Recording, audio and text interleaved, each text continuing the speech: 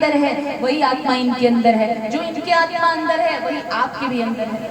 हम सब जब भगवान के अंश हैं तो हम अलग कैसे हुए? यही तो आज के कलयुग में ये सोचने की बात आती है कि हम किससे द्वेष कर रहे हैं। हम सोचते हैं कि भीतर फला इंसान मेरा शत्रु है, ये मेरा शत्रु है, ये मेरी शत्रु है। तो शत्रु कोई बाहर वाले नहीं होते, शत्रु हमारे भीतर ही बैठा हुआ है। क्या है वो शत्रु? काम, क्रोध, मद, मोह, लोभ, मात्सर्य, ये जो खड़ विकार है यही हमारे शत्रु हैं। और जिस दिन इन शत्रुओं को हम पराजित कर देंगे उसी दिन हम शत्रुघ्न बन जाएंगे महाराज। तो यही सोचने की बात है, यही समझने की बात है कि हमको न किसी से क्रोध करना है, न किसी से ईर्ष्या करनी है, न जलन, न द्वेष। ये सब मत करो मेरे प्यारे। ये जिंदगी बहुत छोटी है और इस कलयुग में तो और भी छोटी। मंदाः सुमंदमतयो मंद भाग्या युक्तः, यानी बुद्धि भी मंद, भाग्य भी मंद। यदि बुद्धि मंद है, भाग्य चल रहा है तो भी जीवन अच्छे से चलता है। और यहाँ तो आयु भी मंद, बुद्धि भी मंद, भाग्य भी मंद। तो बताइए किसके सहारे जीवन चलेगा? तो प्रेम से रहिए सबके साथ। यदि आपके साथ कोई प्रेम से नहीं रह रहा है तो वो उसका संस्कार है, अपना संस्कार है। हम किसी के साथ गलत नहीं करेंगे, कोई हमारे साथ कर रहा है तो उसका अपना संस्कार है, उसका अपना धर्म है। आप किसी और के बारे में मत सोचो। हर इंसान दूसरों के बारे में सोचता है तभी उसकी जिंदगी नरक बन जाती है। अपने बारे में सोचो कि आप क्या कर रहे हो, क्या आप धर्म कर रहे हो? वास्तव में इंसान धर्म कर रहा है? धर्म क्या है? लोग यही नहीं जानते कि धर्म है क्या। मनसा वाचा कर्मणा, भगवान की सेवा करना, भगवान के भक्तों की सेवा करना धर्म है। धर्म ये नहीं है आपने दिखाने के लिए दुनिया को दान दे दिया, वो धर्म है। दानी तो सिर्फ और सिर्फ हमारे परमेश्वर है कि जिस तरीके से द्वारिका का निर्माण किया था वैसे सुदामापुरी का निर्माण कर दिया। सुदामा को धन नहीं चला महाराज। तो ऐसे लोग होते हैं। अच्छा, लोग आज के जमाने में दान भी करते हैं। चलिए, तो आप धर्म की चर्चा कर रहे हैं तो धर्म के कितने चरण होते हैं ये बताइए। बताएं, आप सबको पता होगा। धर्म के 4 चरण होते हैं। कितने चरण? 4। सबसे पहला सत्य, सबसे पहला चरण है सत्य। उसके बाद आता है तप, तीसरा है पवित्रता और चौथा है दान अथवा दया, प्राणी मात्र के प्रति दया अथवा दान। ये चौथा चरण है।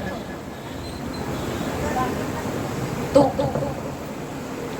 जो दान होता है, क्या व्यक्ति दान सही में करता है?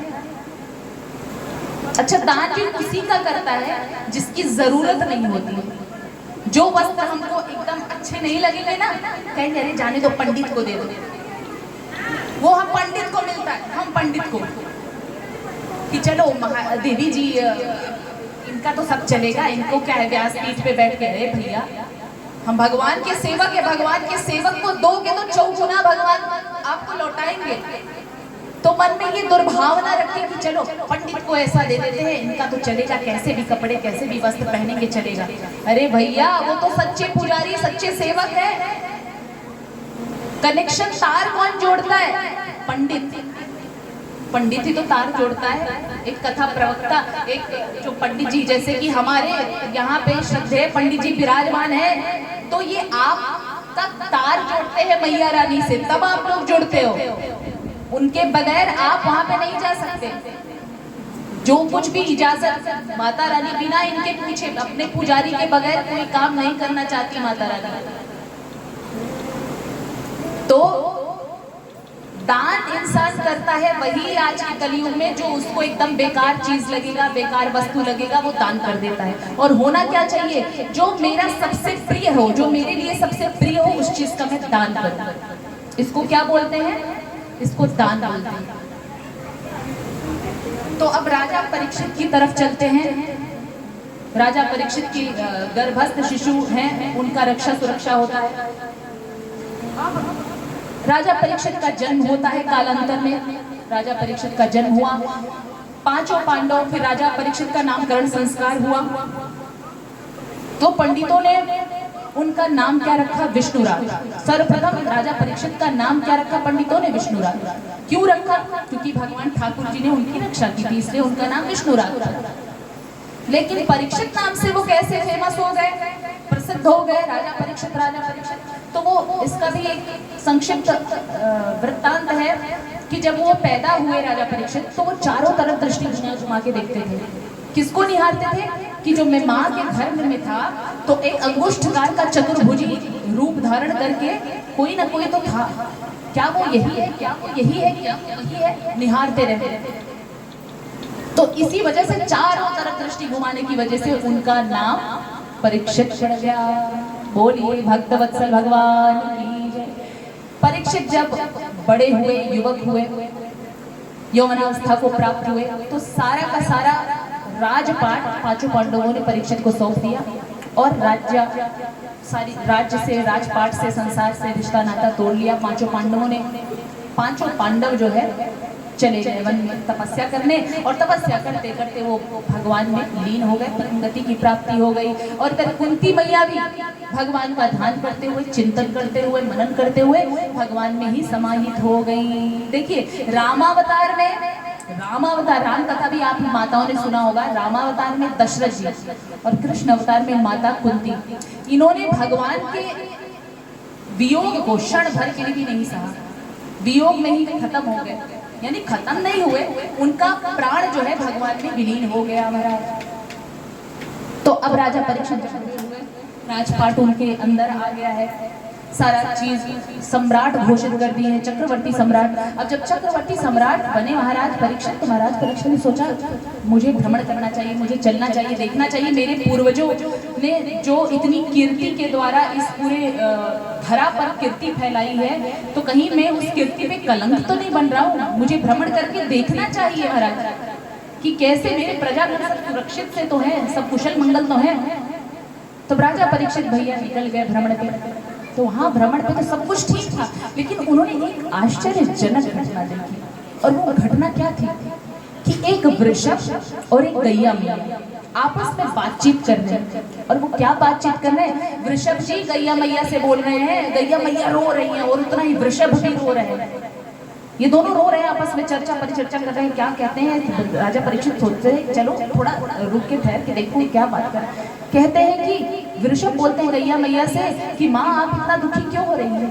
कहीं आप इसलिए तो दुखी नहीं है कि भगवान स्वधाम गमन कर गए हैं और इस धरती पर बहुत हिंसा हो रही है, या आप इसलिए तो नहीं रो रही हैं कि मेरे 3 चरण जो है समाप्त हो गए हैं, कट गए हैं, बस एक ही चरण बचा है। और उन दोनों को एक शूद्र जाति का इंसान, शूद्र व्यक्ति जो था, वो डंडा लेकर उनको प्रताड़ित करने के लिए उन्हें दौड़ा रहा था। आगे आगे वृषभ और गैया और पीछे पीछे को शूद्र डंडा लेकर। हमारे अंदर भी ये विचार उठता कि आखिर ये वृषभ जी, गैया जी, ये शूद्र ले डंडा लिया हुआ हाथ में, ये कौन है? तब जब आते हैं राजा परीक्षित को पता चलता है कि भैया ये जो वृषभ है ना, ये धर्म है। वृषभ कौन है? धर्म, जिसके 3 चरण जो है लुप्त हो गए हैं। धर्म के 3 चरण नहीं है, इस कलियुग में 4 चरण होते हैं। सतयुग, त्रेता, द्वापर में तो तीनों चारों चरण थे, लेकिन इस कलियुग में केवल धर्म का एक ही चरण बचा है, वो है सत्य। ना ही पवित्रता रह गई है, किसी को पवित्रता। आजकल की तो आप लोगों की बात मैं नहीं कर रही हूँ, क्योंकि यहाँ की माताओं में तो मैंने पहले ही बोला कि भक्ति कूट कूट के बसा हुआ है। लेकिन ऐसे भी फैशनेबल माताएं होती हैं महाराज कि वो उनको होश ही नहीं रहता। 12 बजे जब जागो तब सवेरा, 12 बजे उठेंगी, 12 बजे उठ के सबसे पहले भगवान की पूजा नहीं, अपने शरीर की पूजा करना है। गटागट कोई आ भी गया तो चलो कुछ साफ सफाई नहीं, कोई ध्यान नहीं। तो ऐसी भी देवियां हैं, ऐसी भी माताएं हैं, भगवान उन्हें सद्बुद्धि दे। और तब भी नहीं रहा गया है पहले के लोग। आजकल तो लोग कथा सुनने आएंगी, सोचेंगी अरे महाराज 3 घंटे की कथा है, कौन सुनेगा? 3 घंटे में 300 बार तो उनका पैर चेंज होगा, उनका आसन चेंज होगा, होता है। तो यही तो बोलते हैं कि भगवान सुखदेव जी ने परीक्षित को बोला था, जिताशनो जित श्वासो जित संगो जितेंद्रिया। पहले आसन को जीतना पड़ता है। जो भी आसन आपको अच्छा लगा, पद्मासन, सुखासन, पहले बैठने की कोशिश करना चाहिए। यही तो होता है ध्यान की गति, कि भगवान के पास बैठने की सिर्फ इंसान अपने आसन को भी सिद्ध कर लेता है। तो कहे न तप रह गया कलयुग में, न दान कोई करता है, न दया। रास्ते में एक्सीडेंट हो जाता है, इंसान निकल जाता है, अरे भैया ये मर रहा है, पता चले इसके चक्कर में पड़ूं तो मैं भी पुलिस के चक्कर में पड़ जाऊंगा। कोई दया दान कुछ मतलब नहीं, इंसान सामने मर रहा है, कट रहा है, लेकिन कुछ भी मतलब नहीं है। ये तो है, ये तो है कलयुग का प्रभाव। तो सत्य ही बचा है कलयुग में, न दान है न दया है, न तप है और न पवित्रता है, केवल क्या बचा है? सत्य। और सत्य भी आप जान ही रहे होंगे कि सत्य कहाँ बोला जाता है, बहुत ही कम। तो आगे आने वाला जो समय है और बुरा आने वाला है, और बुरा होगा। इसीलिए तो कह रही हूँ कि हम सबको अपने धर्म को पकड़ना है। जब धर्म पकड़े रहेंगे ना तो अपने आप भव सागर से प्रभु हमारा बेड़ा पार कर देंगे। बोलिए भक्तवत्सल भगवान की जय। तो अब जब धर्म रूपी वृषभ, वो वृषभ कौन है? धर्म है। और जो गैया मैया है वो कौन है? धरती है। धरती मैया भयभीत होकर के गाय का रूप धारण कर ली है। जब जान गए परीक्षित तो कहते हैं ये कौन है? कहते हैं ये तो कलयुग है। अच्छा कलयुग है, तो कलयुग शूद्र का रूप धारण करके इस धरा यानी कि इस गाय रूपी धरती को और वृषभ रूपी धर्म को परेशान कर रहा है। कलयुग क्या कहता है? मैं किसी के अंदर भक्ति नहीं रहने दूंगा, मैं सबके अंदर ऐसा शक्ति जागृत कर दूंगा कि सब एक दूसरे से लड़ेंगे, मिलेंगे, मटेंगे, मिट जाएंगे, आपस में लड़ भिड़ करके मर जाएंगे, तभी तो उसकी शक्ति आगे बढ़ेगी। कलयुग का तो मतलब ही, कलयुग की विशेषता ही यही है। इसीलिए तो कहा है कलयुग केवल हरि गुण गाहा, गावत नर पावई भवताहा। जितना हो सके भैया भगवान का नाम लो। तो कलयुग को तुरंत राजा परीक्षित तलवार निकालते हैं, कहते हैं आज मैं तुझे नहीं छोड़ूंगा, मैं अपने पूर्वजों की जो यश कीर्ति उसमें कलंकित नहीं होना चाहता हूं, मैं तुझे मार डालूंगा। कलयुग तू मेरे राज्य में चोरी, तेरा दुस्साहस कैसे हुआ कि तू मेरे राज्य में आया? ये बता कहां से आया? कहे महाराज आप तो चक्रवर्ती सम्राट हो, पूरी धरा पर आपका ही साम्राज्य है, मैं जहां भी जाता हूँ राजा परीक्षित मैं कहाँ जाऊं? मेरे को भी तो भगवान ने प्रकट किया है, 4 युग होते हैं, कलयुग मेरा समय है प्रभु, मुझे भी तो कुछ स्थान दो। अब देखिए राजा, धर्मनिरपेक्ष राजा का विशेषता क्या होता है? शत्रु भी यदि पांव पकड़ लिया तो उसको छोड़ना पड़ेगा महाराज, क्योंकि उसने अपने आप को सरेंडर कर दिया, तो छोड़ना पड़ेगा। कहते ठीक है छोड़ मेरा पैर, दूर हट। कहते हैं कि तेरे अंदर खाली पाप ही है या फिर कुछ अच्छाई भी है? क्यों मैं तुझे स्वीकार करूं, क्यों मैं तुझे अपने राज्य में जगह दूं? ये बता। तो बोलते हैं यत् फलं नास्ति तपसा न योगे न समाधिना तत्फलं लभते सम्यक् कलौके शव कीर्तनात्। यत् फलं नास्ति महाराज, ये पता है मैं बहुत पापी हूँ, मेरे अंदर सारी बुराइयां कूट कूट कर भरी हुई है, लेकिन एक ऐसी अच्छाई है जो सब पर भारी है। वो क्या है? यत् फलं नास्ति तपसा न योगेन समाधिना, जो फल न योग से, समाधि से, तप से नहीं प्राप्त होती है, तत्फलं लभते सम्यक् कलौ केशव कीर्तनात्, वो फल कलयुग में केशव नाम कीर्तन से, भगवान नाम कीर्तन से, राधा नाम कीर्तन से, श्याम नाम कीर्तन से प्राप्त हो जाता है। बोलिए भक्तवत्सल भगवान की। अच्छा भाई क्या बात है, बड़ी अच्छी विशेषता है। तब बोलते हैं ठीक है चल मैं तुझे 4 कमरे देता हूँ रहने के लिए, धरती भरती जगह नहीं दूंगा, 4 कमरे दूंगा महाराज। मान डील अगर तेरे को मंजूर है तो ठीक है, नहीं तो फिर भैया यहाँ से जाओ। तो कहते हैं कि ठीक है महाराज दे दीजिए 4 कमरे। जिन माताओं को कष्ट हो रहा है वो पैर फैला सकती है, कोई दिक्कत नहीं है, क्योंकि यहाँ पर चेयर और कुर्सी की यदि व्यवस्था होती तो जिन माताओं को पैर की प्रॉब्लम थी वो बैठ सकती थी, लेकिन अब नहीं है तो वो पैर अपना फैला सकती है। मत सोचिए कि व्यास जी क्या सोचेंगे क्या नहीं, बिल्कुल नहीं। यदि आपको कष्ट है तो वो भगवान ठाकुर जी जानते हैं, तो कोई बात नहीं, आप पैर फैला के आराम से सुन सकती हैं। द्युतम पानम स्त्रियः सूना यत्र धर्मः चतुर्विधः। 4 कमरे देते हैं, वो कौन कौन से? द्युतम पानम स्त्रियः सूना यत्र धर्मः चतुर्विधः। तो पहला कमरा क्या दिया? द्युतम, यानी कि जहां जुआ खेला जाता हो वहां पर जाकर के आप निवास करो। कहाँ जाओ? जहाँ जुआ खेला जाता हो, एक रूम दे दिया। द्युतम पानम, और जहां मदिरा पान करने वाले लोग रहते होंगे आजकल तो भैया ये फैशन बन गया है रोड पे चलते हुए सिगरेट पीने का। बताइए, ये फैशन है, हमारे भारत का ये फैशन बन रहा है। छोटे छोटे बच्चे वो कौन से गर्त में जा रहे हैं। जिंदगी 100 साल की कैसे रही है भैया, कैसे रहेगी 100 साल की। आप अपना फेफड़ा तो जला डाल रहे हो। द्युतम पानम, जहां मदिरा पान होता हो, शराब गांजा सुरती सिगरेट ये सब करी जाती हो, पी जाती हो, मांस भक्षण होता हो, वहां पर जाके रहो। और तीसरा स्थान जहां पर वेश्यावृत्ति हो, जहां पर एक दूसरे को बोलते हैं ना लाइन मार रहा है। आजकल तो ये फैशन बन गया है, बॉयफ्रेंड गर्लफ्रेंड हो रहा है भैया। हमारा समाज कहां जा रहा है बताइए। तो कहे जहां पर स्त्री संसर्ग के लोग रहते हो, पुरुष रहते हो, वहां पर जाकर बसो। और चौथा, जहां पर हिंसा होता हो, जहां पर कलह प्रेमी लोग रहते हो, जहां पर दिन रात मार काट हिंसा मच रही है, वहीं पर जाओ। अब तो भैया कलयुग बोलता है कि आपने तो ऐसे कमरे दिए कि जो सब बुरे, चारों के चारों कमरे, चार पहली बात तो आपने कमरे दिए, ठीक है, और ये चारों में से कोई एक कमरा भी ऐसा नहीं दिया जो अच्छा कमरा हो। तो ऐसा कैसे चलेगा भगवान। आप तो राजा हो, कुछ तो मेरे ऊपर रहम खाओ, एक कमरा तो अच्छा दो। कहते चलो ठीक है, एक कमरा दिया, स्वर्ण भी दिया, स्वर्ण में भी तुम्हारा वास है। अब एक शंका आती है, भगवान कहते हैं धातु नाम अस्मि कांचनम। उद्धव से कहते हैं कि धातु नाम अस्मि कांचनम, धातुओं में मैं स्वर्ण हूँ। अब बताइए, भागवत में दोनों ही बातें आ गई महाराज। कौन कौन सी बातें। एक तरफ तो स्वर्ण में स्थान मिला है कलयुग को भी, 5वां घर दिया गया है कलयुग को, और दूसरी तरफ भगवान भी कह रहे हैं उद्धव से कि धातुओं में मैं स्वर्ण हूं।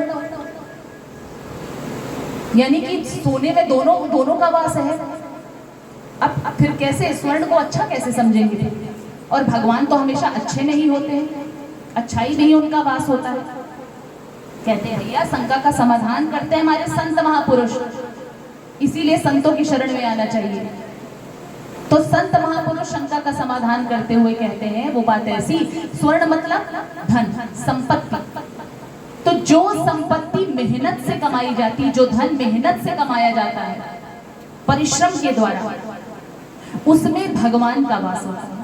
और जो चोरी करके कमाया जाता है, छल करके कमाया जाता है, धोखा से किसी का चुरा लिया जाता है, कपट करके धोखा से छीन लिया जाता है, उस धन में उस संपत्ति में किसका वास होता है। कलयुग का वास होता है। तो ये सारा क्लियर हो गया ना मामला, किसमें भगवान का वास है, किसमें कलयुग का। तो अब राजा परीक्षित कलयुग को भेज देते हैं और इनको सांत्वना देते हैं, धर्म को भी सांत्वना देते हैं, धरा को भी सांत्वना देते हैं कि जब तक मैं हूं, जब तक इस धरा पर मैं हूं, तब तक जो है इस धरती का कोई बाल विवाह का नहीं कर पाएगा। लेकिन एक दिन की बात है, एक दिन की बात है कि राजा परीक्षित स्वर्ण मुकुट धारण करके कहाँ चले गए, शिकार पे। कहाँ गए, शिकार खेलने के लिए गए। वहां पर दिग्भ्रमित हो गए, और जब दिग्भ्रमित हो गए तो वहीं सामने से जब लौट कर आ रहे थे आश्रम पर, आश्रम मिला। उस आश्रम में एक शमीक नाम के ऋषि तपस्या कर रहे थे। अब उस आश्रम पे चले गए। अब देखते जाइए, स्वर्ण मुकुट धारण करके जग गए हैं राजा परीक्षित। जबकि राजा परीक्षित भगवान के भक्तों के प्रेमी थे और भगवान के भी बहुत बड़े भक्त थे। लेकिन उस दिन पता नहीं क्या हो गया था उन्हें। अब वो क्या हो गया था ये हम बाद में आपको बताएंगे। शमीक ऋषि की कुटिया में पहुंचे। अब उनके अंदर अभिमान आ गया। किसके अंदर, राजा परीक्षित के अंदर। आज के पहले उनके अंदर कभी अभिमान था ही नहीं। क्या अभिमान आ गया कि ये ऋषि जो है मैं तो राजा हूँ, चक्रवर्ती सम्राट हूँ, और ये उठ करके मेरा स्वागत सत्कार नहीं कर रहे। और शमीक ऋषि तो ध्यान में लगे हुए महाराज, एकदम ध्यान में मग्न है। तो सोचते हैं अरे मारो, ये तो नाटक कर रहा है, ये नाटक कर रहा है। और फिर क्या करते हैं, मरा हुआ वहीं सांप पड़ा हुआ था तो मरे हुए सांप को उनके ऊपर डाल देते हैं। लेकिन वो तो सच में समाधि में लीन थे, तो उनके ऊपर कोई असर नहीं पड़ा। और सांप, मरा हुआ सांप डाल के फिर राजा परीक्षित वहां से निकल जाते हैं। इस बात का पता चल जाता है शमीक ऋषि के पुत्र को। और जब शमीक ऋषि के पुत्र को इस बात का पता चलता है तो उसने बोला कि इस जगत का जो राजा होता है ना, असली राजा, वो होता है ब्राह्मण। भगवान ने भी ब्राह्मणों को अपने से ज्यादा महत्व दिया। यदि मेरा अपमान करोगे भैया मैं सह लूंगा, लेकिन अभी आप यदि किसी सच्चे संत ब्राह्मण का अपमान करोगे ना, मेरे भक्त का अपमान करोगे, तो वो मैं कदापि सहन नहीं कर सकता। शमीक ऋषि के पुत्र ने उनको श्राप दिया कि इन्होंने मेरे पिता का अपमान किया है, इसलिए आज से ठीक 7वें दिन इनकी मृत्यु हो जाएगी। जब इस बात का पता चलता है राजा परीक्षित को, राजा परीक्षित घर पे आए, उन्होंने सब कुछ त्याग दिया। सब कुछ त्याग करके वो कहाँ चले गए? गंगा नदी के तट पर चले गए। अपने पुत्र को, अपनी पत्नी को, अपना धन धान्य, साम्राज्य, जगत, सब कुछ त्याग के अनशन करके बैठ गए। अब इस आशा से कि 7 दिन में मेरा कल्याण कैसे हो। बोलिए भक्तवत्सल भगवान की। अच्छा, अब आपके मन में ये भी विचार आ रहा होगा कि जब राजा परीक्षित अगर इतने अच्छे थे, इतने भगवत वत्सल थे और इतने ब्राह्मण के प्रेमी थे, तो उन्होंने ब्राह्मण का अपमान कैसे कर दिया? तो उन्होंने जो मुकुट धारण किया था ना स्वर्ण का, उस वजह से उनके अंदर अभिमान आ गया। अच्छा, बात ये आती है कि जब स्वर्ण मुकुट धारण किया है तो राजा परीक्षित का स्वर्ण मुकुट है, तो राजा परीक्षित ने तो अच्छे से ही अर्जित किया होगा धन संपदा, उसी से बनवाया होगा सोने का मुकुट। तो नहीं भैया, जब कौरव और पांडव इनका तो युद्ध हो गया, उसके बाद पांडवों के द्वारा जरासंध को भी पराजित करवाया था भगवान कृष्ण ने।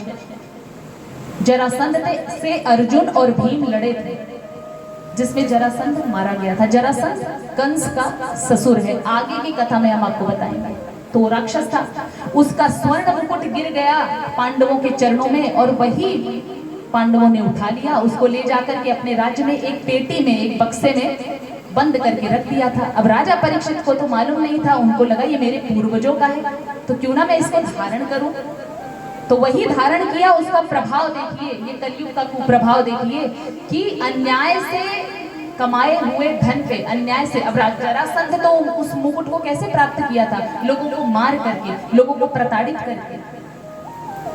और उस मुकुट को जब राजा परीक्षित ने धारण किया, तो उसका ये दुष्प्रभाव देखो कि राजा परीक्षित के अंदर अभिमान आ रहा, यानी कि जैसी संगत वैसी रंगत। यदि आप गलत संगति करोगे तो आपके साथ गलत ही होगा, वो दुष्प्रभाव ही होता। अच्छी संगति करते हैं हम, स्वाभाविक है कि हमारे साथ अच्छा ही होना शुरू हो जाएगा। बोलिए भक्तवत्सल भगवान की। अब जो है राजा परीक्षित बैठते हैं, वहां पर सुखदेव जी का आगमन होता है और समस्त ऋषि मुनियों का भी आगमन होता है। तो राजा परीक्षित से पूछते हैं सुखदेव जी कि म्रियमाणस्य किम कर्तव्यम, मरे हुए व्यक्ति को, एक मरण धर्मा व्यक्ति को क्या करना चाहिए। देखिए, ये सुखदेव जी हमारे और आपके कल्याण के लिए सुखदेव जी से ये प्रश्न कर रहे हैं राजा परीक्षित। क्या केवल राजा परीक्षित ही मरण धर्मा थे? ये बताइए, क्या खाली सिर्फ उनको ही मरना है? ऐसा तो है नहीं, हम भी तो मरेंगे, वो भी 7 दिन के अंदर ही। शनिवार, इतवार, सोमवार, मंगल, बुध, गुरु, शुक्र, इन्हीं 7 दिनों में हम सारे जीवों को एक बार जाना ही जाना है महाराज, एक न एक दिन जाना ही जाना है, सिर्फ 7 दिनों के अंदर अंदर। तो सबके लिए प्रश्न करते हैं, लोक कल्याणार्थ प्रश्न करते हैं, और संत महापुरुष उस प्रश्नों का बड़ा ही आनंद से स्वागत करते हैं कि जो प्रश्न लोक कल्याणार्थ किया जाता है, स्वार्थपरक प्रश्न को वो अनुमोदन नहीं करते। वो ऐसे प्रश्न का अनुमोदन करते हैं, प्रशंसा करते हैं जो सबके कल्याण के लिए किया गया हो। तो कहते हैं कि वरीयानेशते प्रश्न कृतो लोकहितो नृप आत्मवित् सम्मतः पुंसां श्रोतव्यादिषु यः परः। वरीयानेशते प्रश्न। हे परीक्षित, सुखदेव जी कहते हैं तुमने बड़ा ही अच्छा, बहुत ही सुंदर प्रश्न किया है, लोक कल्याणार्थ प्रश्न किया है परीक्षित, इसलिए मैं तुम्हारे इस प्रश्न की प्रशंसा करता हूँ। कहते हैं परीक्षित, सुखदेव जी कहते हैं निद्रया ह्रियते नक्तम व्यवायेन च वावयः दिवाचार्थे हया राजन कुटुंब भरणेन वा। दिवाचार्थे हया राजन कुटुंब भरणेन वा। कहते परीक्षित, इस दुनिया में लोगों को समझाना बड़ा मुश्किल का काम है, बड़ा टेढ़ी चीज है महाराज। लोग, अब हम बता रहे हैं, संत महापुरुष बताते हैं राम नाम भजो, श्याम नाम भजो, लेकिन उसमें नहीं हाय हाय भजना है, धन नाम भजना है, पति नाम भजना है, पुत्री नाम भजना है, लेकिन राधे नाम नहीं जपना है। और जब राधे नाम नहीं जपना है तो फिर कल्याण कैसे होना है, कैसे होगा? कहते हैं निद्रया ह्रियते नक्तम। आजकल के प्राणियों का जो जीवन है ना, रात में या तो स्त्रियों से बात, स्त्री संसर्ग में जाता है, देवियों से बात करो, अच्छी बात है, लेकिन दिन भर हाय हाय करना ये अच्छी बात नहीं। निद्रया ह्रियते नक्तम, रात भर नींद में या फिर स्त्री संसर्ग में बीतता है और दिन भर धन की हाय हाय में बीतता है, तो भैया भजन कब करना है ये भी तो तय कर लो। 24 घंटे में 1 मिनट का टाइम भी तो होगा। नहीं है महाराज। सारी प्रॉब्लम, सारी समस्याएं तभी इंसान को आती है जब भगवान की कथा में जाएगा। सारे काम उलट, अरे यार मेरे को तो उसको पैसे देने थे, फला इंसान के साथ वहां जाना था, पैसे निकालने थे ATM से, यहाँ मुझे कथा करना, सिर्फ कथा में जाने से ये प्रॉब्लम है। पूजा पाठ में शामिल होने में ये प्रॉब्लम है। क्यों? तो कहते हैं देखो परीक्षित, सबसे बड़ा इस दुनिया का भय क्या है? सबसे बड़ा भय क्या है? मृत्यु। मृत्यु सबसे बड़ा भय है। सभी व्यक्ति को पता है कि हमको एक न एक दिन जाना है, लेकिन सभी डरते हैं मृत्यु से। डरते हैं कि नहीं डरते? माताएं, डर लगता है सबको। सबको पता है कि मृत्यु अटल है। भगवान जो है रिटर्न टिकट देकर ही भेजते हैं। भगवान टिकट निकालते हैं हमारा। जब व्यक्ति का जन्म होता है, साथ साथ में मृत्यु महारानी भी विराजमान जाती है, यानी जन्म की बहन है मृत्यु, यानी रिजर्वेशन भगवान ने पहले ही करा लिया है। जन्म और मरण फिक्स है सब कि जाना है, इतने के बाद, इतने समय के बाद ये तुमको कर्म भूमि है, यहाँ पर भेज रहा हूँ, उसके बाद तुम्हारा टाइम हो जाएगा, तुमको आना है। हमको टिकट निकालने की जरूरत ही नहीं है, वो भगवान ने पहले से ही निकाला है। इसके बावजूद भी हम डरते हैं मृत्यु से। अच्छा, जो डरता है वास्तविकता यही है कि उसी की मृत्यु भी होती है। बाकी यदि सच्चा आप तरीके से जान लीजिए तो मृत्यु किसी की होती नहीं है, इस शरीर की मृत्यु होती है। नयनम छिंदन्ति शस्त्राणि नयनम दहति पावकः। भगवान ने गीता में कहा है अर्जुन से कि अर्जुन ये शरीर मरता है, आत्मा तो मरता नहीं है। तो आप मान क्यों रहे हो? मन से यदि मान लिया कि हम मरेंगे तो हाँ आप मर रहे हो क्योंकि आपने माना। आप मानो ही मत ना। कहते हैं अर्जुन, राजा परीक्षित को सुखदेव जी कहते हैं कि इस मृत्यु से बचने का उपाय क्या है? राजा परीक्षित पूछते हैं तो कहते हैं तस्माद् भारत सर्वात्मा भगवान ईश्वरो हरिः श्रोतव्यः कीर्तितव्यश्च स्मर्तव्यश्च क्षेताभयम्। तस्माद् भारत सर्वात्मा भगवान ईश्वरो हरि। यदि मृत्यु से त्राण पाना है, मृत्यु से बचना है तो भगवान की शरण में आना होगा। किनकी शरण में? हम और आप भी, हम सभी श्रोता वक्ता, हम सभी यहाँ पर मृत्यु से त्राण पाने के लिए, अभयत्व को प्राप्त करने के लिए ही यहाँ पर ठाकुर जी के श्री चरणों में आए हुए हैं। तो माधव को पकड़ना होगा। श्रोतव्यः कीर्तितव्यश्च स्मर्तव्यश्च क्षेताभयम्। अच्छा, माधव की माताएं, माधव के शरण में इंसान जाएगा कैसे? बात ये भी आती है। माधव के शरण में आने से मृत्यु से अभयत्व मिलेगा, मृत्यु से हम बच जाएंगे। लेकिन माधव की शरण में जाएं कैसे? तो माधव की शरण में जाने के लिए कथा सुनना पड़ता है, जैसा कि आप लोग सुन रही हो। श्रोतव्य, उसके बाद कीर्तितव्यश्च। सिर्फ सुनना ही नहीं है कथा, उसका कीर्तन भजन भी करना है कि सुन तो लिया है, उसको जीवन में उतारना भी है। ठीक है, उसका अनुकरण भी करना है और अनुकरण करने के साथ साथ मनन भी, ध्यान भी, ये सतत होना चाहिए। आज मैंने कथा सुना ली, ठीक है, 1-2 दिन रहा मन में, बाकी अरे भैया जाने देते, क्या वही देवी जी का, क्या वही व्यास जी का कथा कथा कथा, अरे छोड़ो। तो ऐसा नहीं करना है।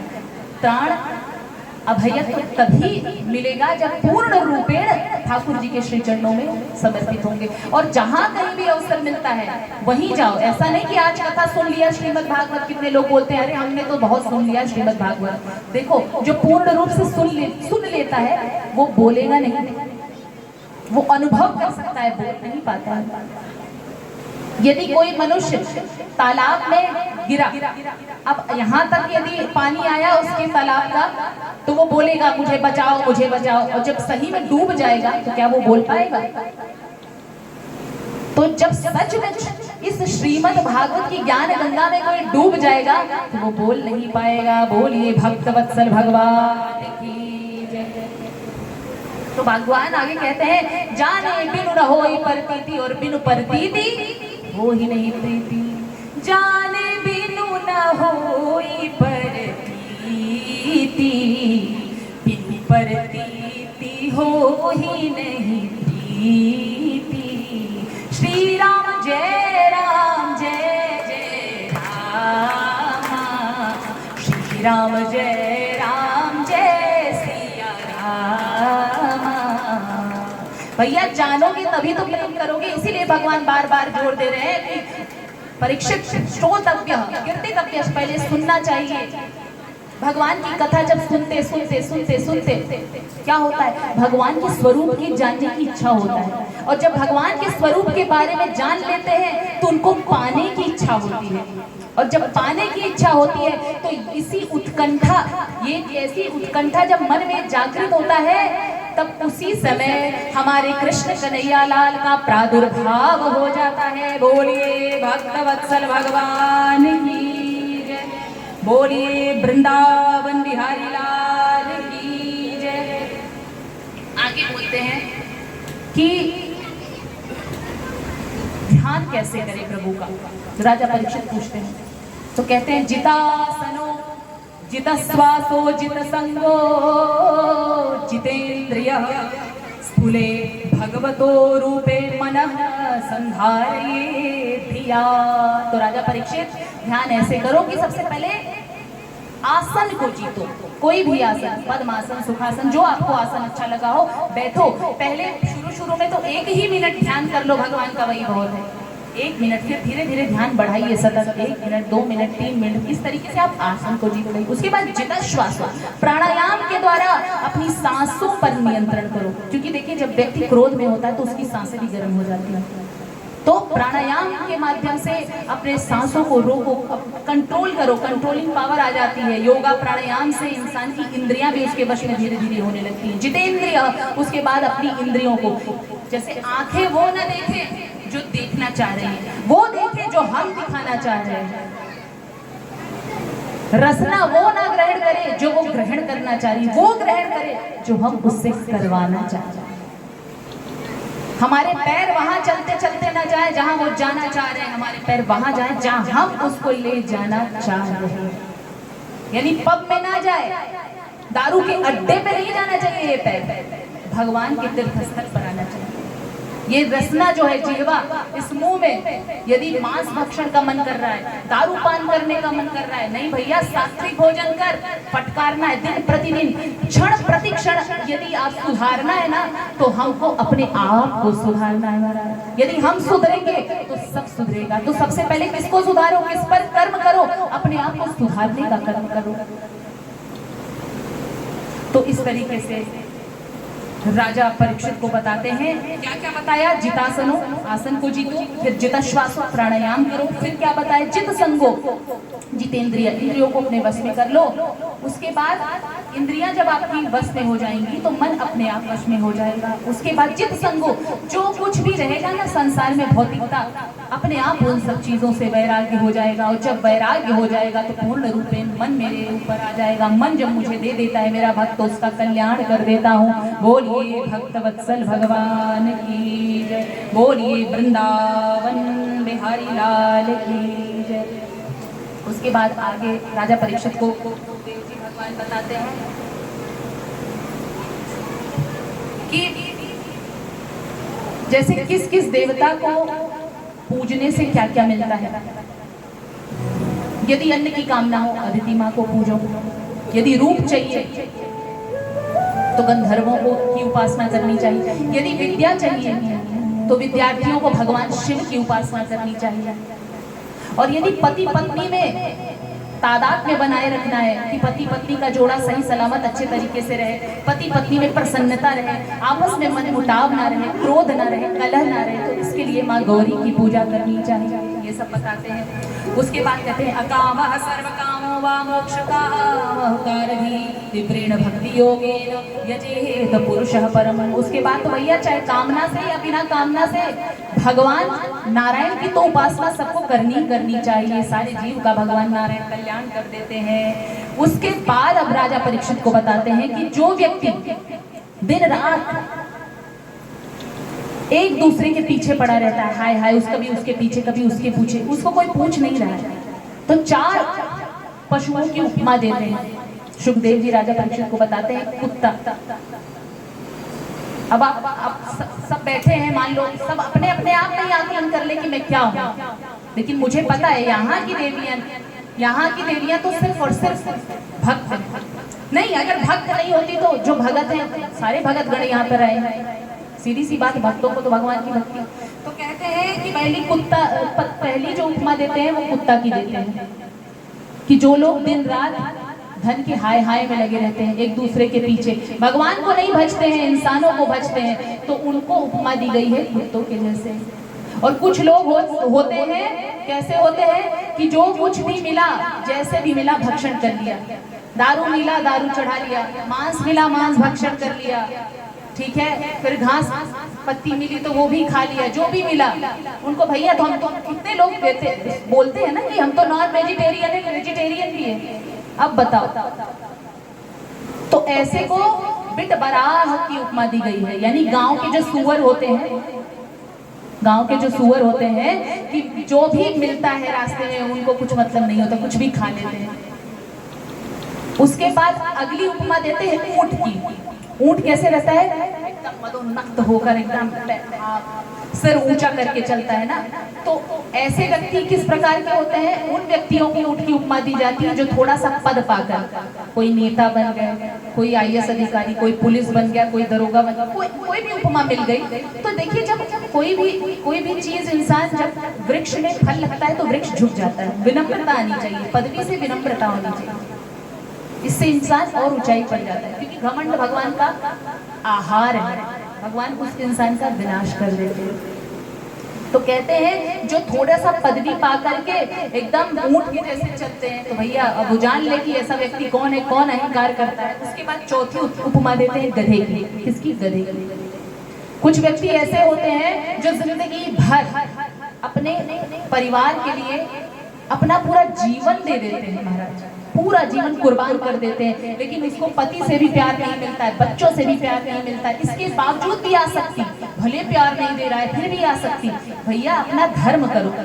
हम बताते हैं, संत महापुरुष क्या बताते हैं, धर्म करो, लेकिन आसक्ति पालने के लिए नहीं बताते हैं। आप पत्नी है, पत्नी धर्म निभाइए, लेकिन पति में आसक्त मत हो जाइए।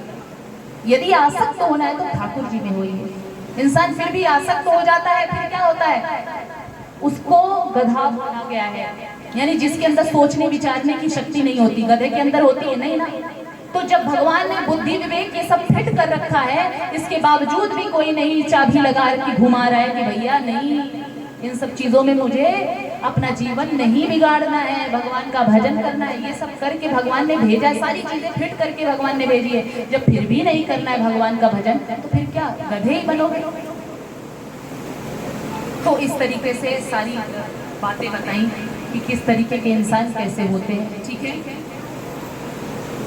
अब सारा ज्ञान दे दिया है यहाँ पर राजा परीक्षित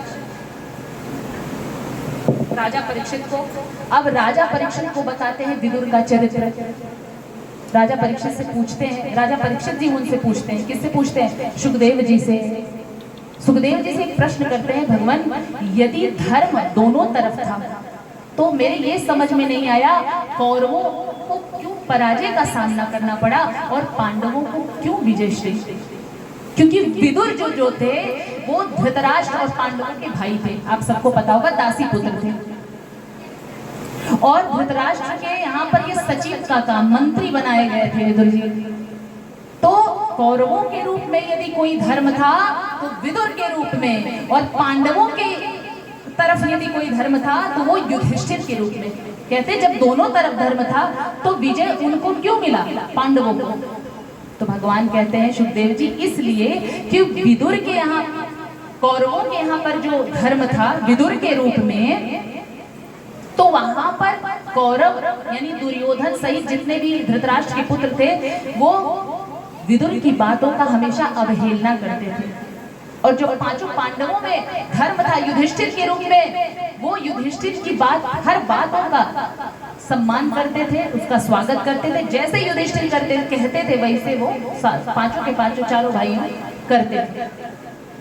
इसलिए धर्मो रक्षति रक्षितः, यदि हम धर्म की रक्षा करेंगे तो धर्म हमारी रक्षा करेगा। जब हम धर्म के पथ पर चल ही नहीं रहे हैं, जब अधर्म पर चल रहे हैं, तो सीधी सी बात हमारे साथ क्या होगा?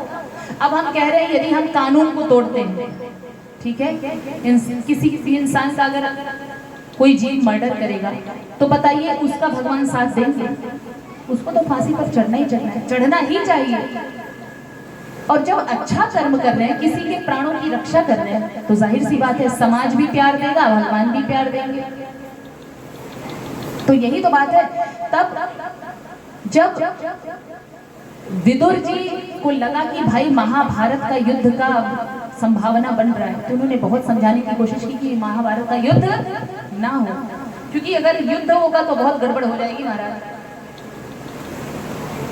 यदा तु राजा स्वसुतान् साधून् पुष्णन् धर्मेण विनष्ट दृष्टि भ्रातुर्यविष्ठस्य सुतान् विबन्धो प्रवेश्य लाक्षा भवने ददाह। आगे सुखदेव जी भगवान कहते हैं परीक्षित से कि हे परीक्षित,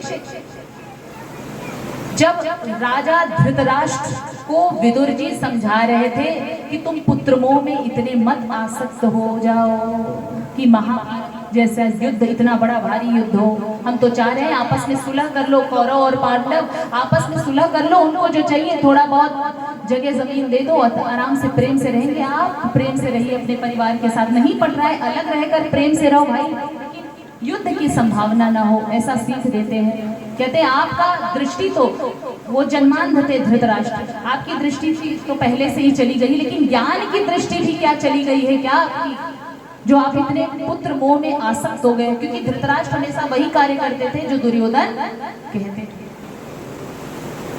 इतने पुत्र मोह में आसक्त थे।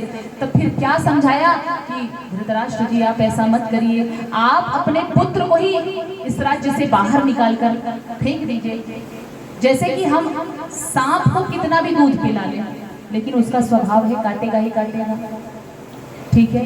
तो इसलिए ये सांप पाल रहे हैं, पुत्र नहीं पाल रहे हैं, पुत्र के रूप में ये दुर्योधन सांप है, इसको बाहर निकाल कर फेंक दीजिए, नहीं तो आपके साम्राज्य का कारण, आपके साम्राज्य के विनाश का कारण बनेगा आपका ये पुत्र। तब तो भैया दुर्योधन बोलता, अरे ऐसे कैसे कह दिया, आपकी हिम्मत कैसे हुई, निकाल के बाहर फेंक दो इस दासी पुत्र को। तो कहते भैया निकालने की जरूरत नहीं है, मैं खुद ही चला जा रहा हूँ।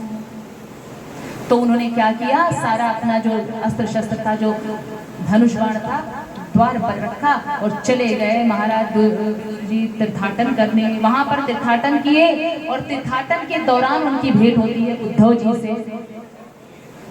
बहुत समय व्यतीत हो गया तीर्थाटन करते करते, फिर उनकी भेंट किससे होती है? उद्धव जी से। फिर उद्धव जी से वो पूछते हैं कि क्या हुआ महाराज, पांडवों का क्या हुआ? बहुत दिन बीत गए, तब तक महाभारत का युद्ध समाप्त हो गया था। पांडवों का क्या हुआ, कौरवों का क्या हुआ? कहना अरे महाराज आपको नहीं पता है, पांडवों को विजयश्री की प्राप्ति हुई। कहना अच्छा, और भगवान कृष्ण कहन वो तो अपने स्वधाम गमन कर गए, लीला करने के बाद कलयुग का प्रवेश हो गया, कलयुग का चरम आ गया है। कहना अच्छा महाराज, और क्या कहा हमारे भगवान ने, हमारे लिए कुछ बोला होगा? कहन हाँ हाँ, भगवान ये कह रहे थे, भगवान जब हमें आत्मोपदेश दे रहे थे उस समय कह रहे थे कि ये आत्मोपदेश दो है, मैत्रेय जी से कह देना ये आत्मोपदेश दो है, आत्म कल्याण का जो उपदेश मैं तुमको दे रहा हूँ, मैत्रेय जी को दे रहा हूँ, वो विदुर जी को भी प्रदान की जाए, क्योंकि विदुर विवरान ने मेरी बहुत सेवा किया है, मैं उनका ऋणी हूँ, मैं कभी नहीं ऋण हो सकता। भगवान कहते हैं मैं अपने भक्तों के प्रेम से कभी ऋण नहीं हो सकता हूँ।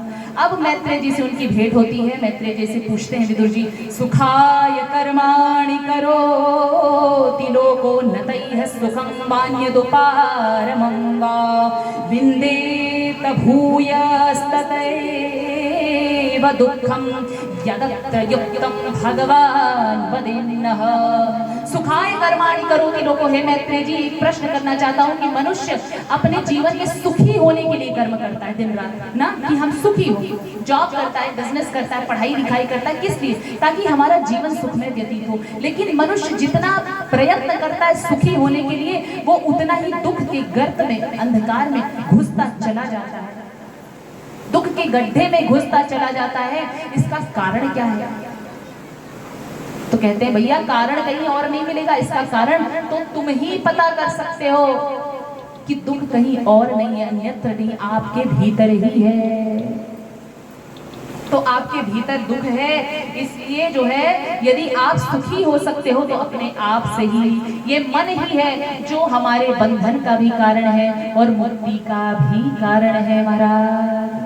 देखिए ताला एक है, चाबी भी है। चाबी को दाहिनी तरफ यदि घुमाते हैं तो क्या होता है? खुलता है। बाईं तरफ घुमा देते हैं तो क्या होता है? बंद हो जाता है। तो ये मन भी, यदि हम मान लिए कि हम संसार में बंधे हैं तो हम बंधे हैं। हम अरे बाप रे, हम तो बहुत दुखी हैं शरीर से, धन से, पति से, पुत्र से।